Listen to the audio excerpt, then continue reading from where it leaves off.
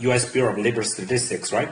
We can find out the so-called CPI number for major urban areas, United States, metro areas, Atlanta, Boston, Dallas, Detroit, Los Angeles. But the U.S. federal government does not treat every city equally. Some cities are more important than others. So for example, if I open New York, you can see the Bureau of Labor Statistics, right, reports the CPI number for every month for New York City. But remember, for example, for Houston, Texas, right, the U.S. Bureau of Labor Statistics only report a number every other month. And for Houston, it's on the even numbered month, February, April, June. And for Dallas, that's on odd numbered months, January, March, May, July.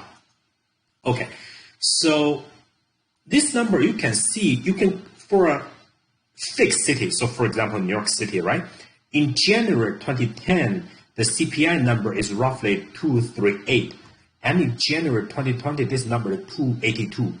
So now this number is bigger than 10 years ago, right? That just means the higher this number is, the more expensive to live in that city. So this just means over time, it costs you more money to live in New York City. So where this number from? Here, I will give a very simple demonstration. So first, we have to define a basket of goods and services bought by a typical consumer in the USA. So I want to make the idea very simple. So suppose a typical American consumer only buys 2 items per month to live. One item is bread, the other one is juice. And we have to fix this quantity first. Notice that for this title quantity, right, I hold it in red. So that means this number 20 means a typical American consumer has to buy 20 pieces of bread and 10 bottles of juice every month to maintain so-called decent quality of life. So quantity is fixed in the calculation of consumer price index. But what is rolling or what is changing over time? That is price. So in the next 3 columns, we have price information for each item over 3 years. We have 2017 price, 2018 price, and the 2019 price. So for example, in the year 2017, right, to buy each piece of bread, you have to pay $2. And then you have to pay $4 to buy each bottle of juice. And the price is getting higher over time. Remember, this is called inflation. And in the next year, 2018, you have to pay $2.50 to buy 1 piece of bread and $5 for juice. In the year 2019, you have to pay $3 for each piece of bread and again $5 for each bottle of juice.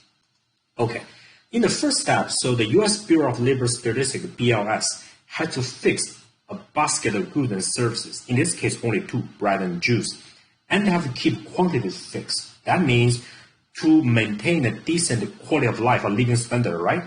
American consumer needs to consume 20 pieces of bread and 10 bottles of juice. Next, we have to calculate the cost of this basket for each year. So for example, we have year 2017, right?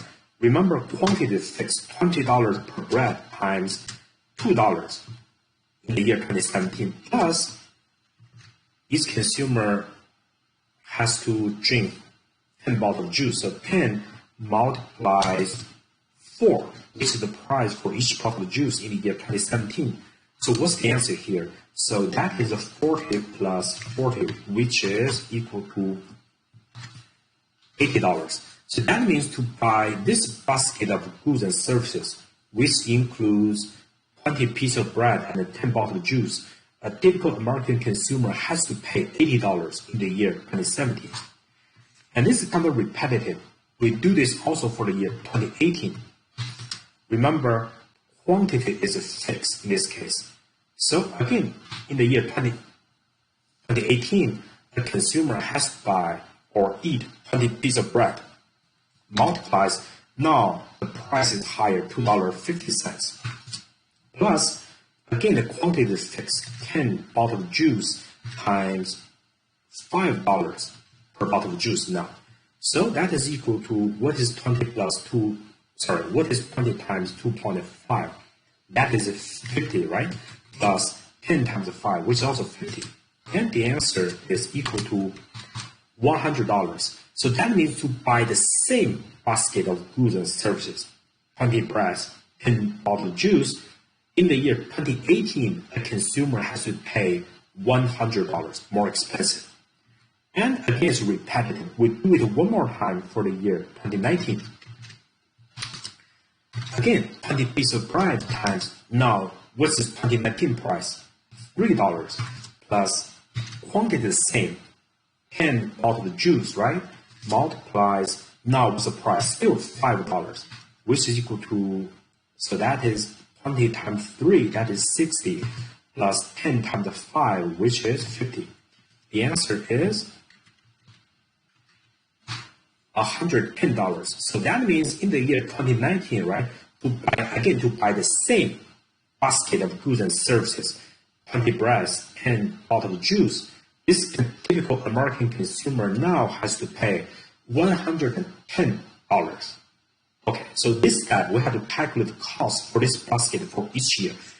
And again, keep in mind, what is fixed?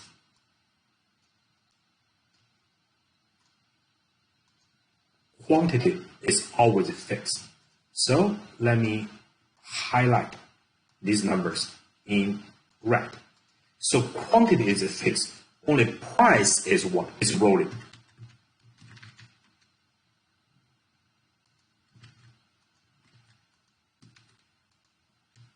Okay.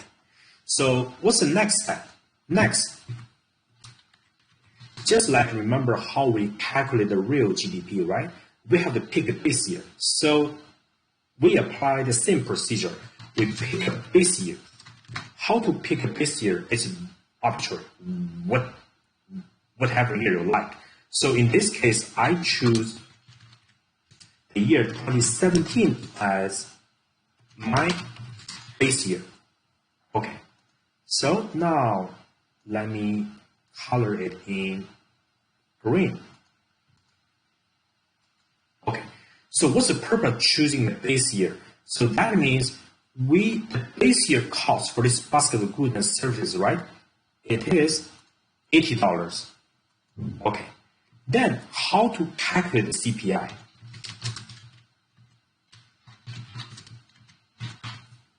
Remember what CPI? It is the acronym for what? Consumer Price Index, right? So CPI is basically, it is a ratio. So what's that ratio? So the cost of, so for example, let me do it like this. I want to calculate 2018 CPI. How should I do that? So 2018 CPI is equal to what?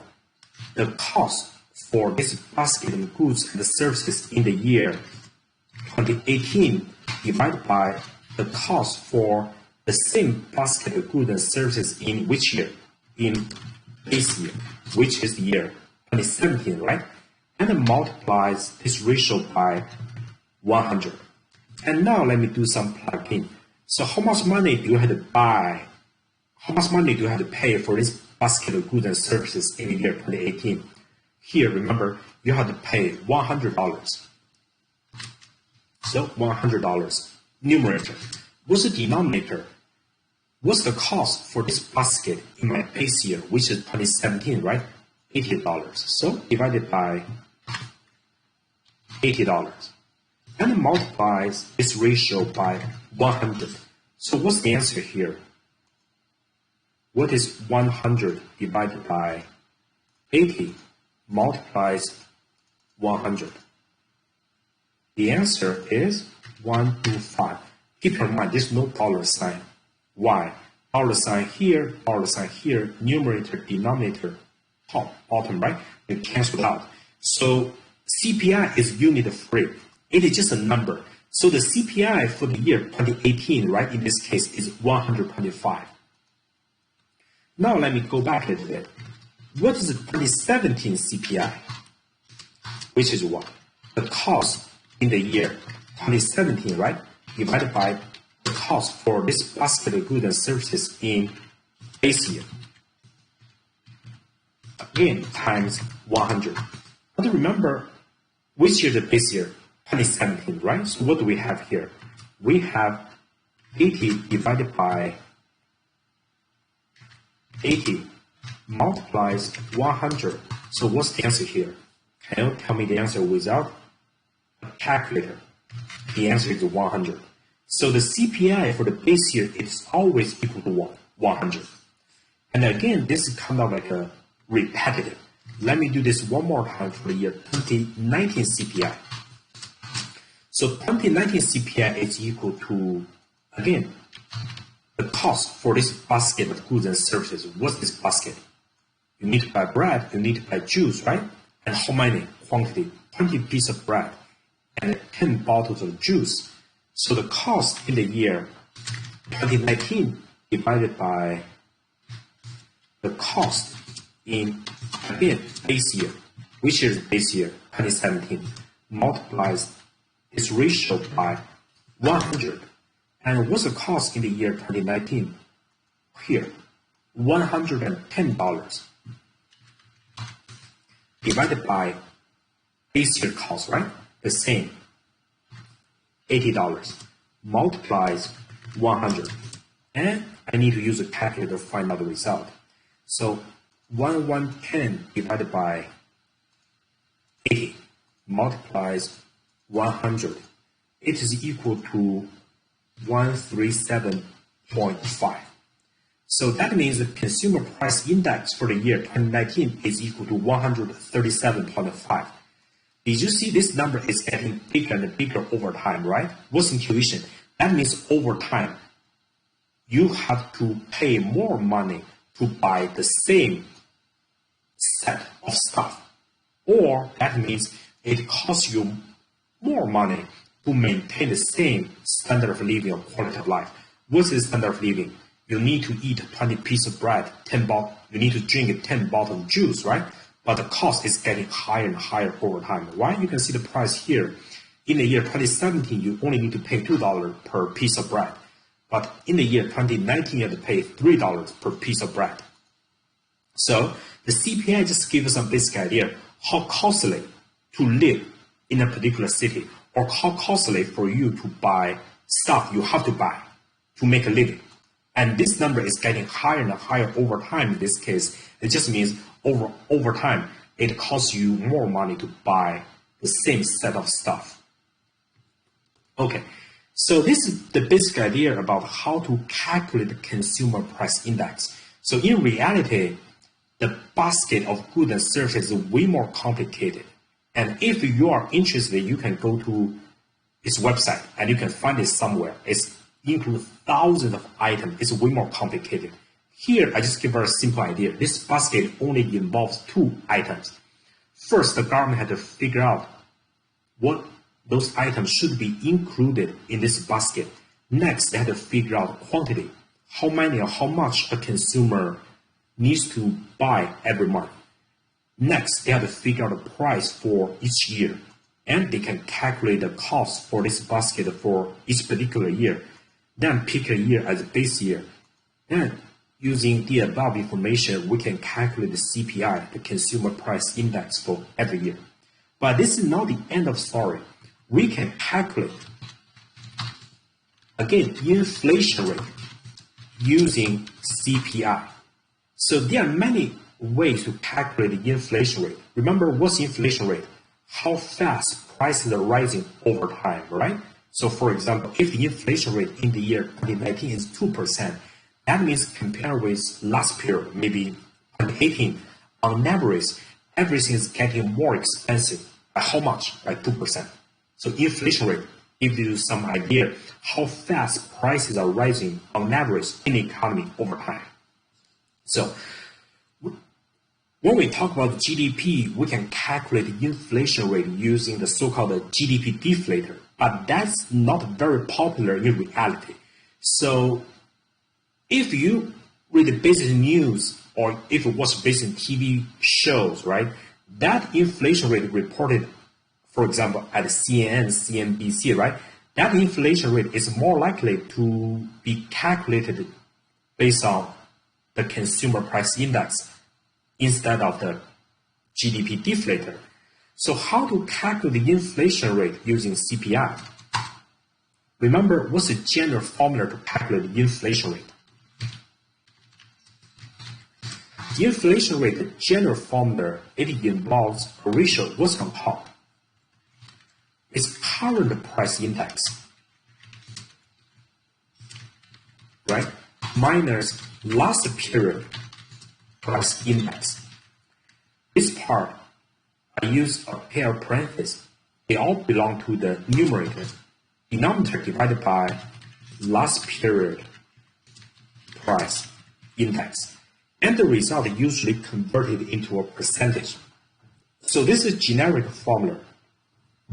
When we talk about GDP, we use the GDP deflator as a price index. But now, since I have introduced the consumer price index, right, we are going to plug in these numbers here to calculate the inflation rate. So, for example, if I want to calculate 2018 inflation rate, how to do that? What's on top? Current price index. Current year will be 2018, right? The price index 125 minus what is my last period price index? The year before 2018, 2017, right? 100 here minus 100 divided by denominator last period price index. Again, last period 2017, 100. And what's the answer here? Which is equal to 0.25, right? Let's convert it into percentage. So 25%. So the inflation rate in the year 2018 is 25%. That means on average, everything is getting more expensive by how much? By 25%. And it's repetitive. We do it one more time for the year 2019 inflation rate. Now, what's current price index? Since we are looking at 2019, right? So the current period becomes 2019. And this number is 137.5.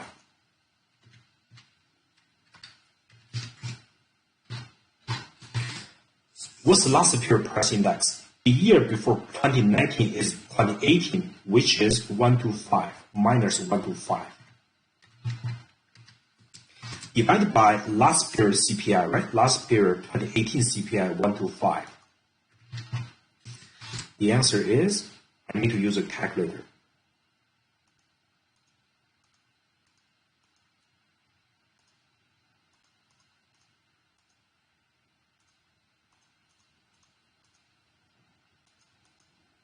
The answer is equal to 0.1, which is 10% in percentage. That means from the year 2018 to 2019, again, in this very simple economy, right, you can see everything is getting more expensive. By how much? By roughly 10%. So that's the idea.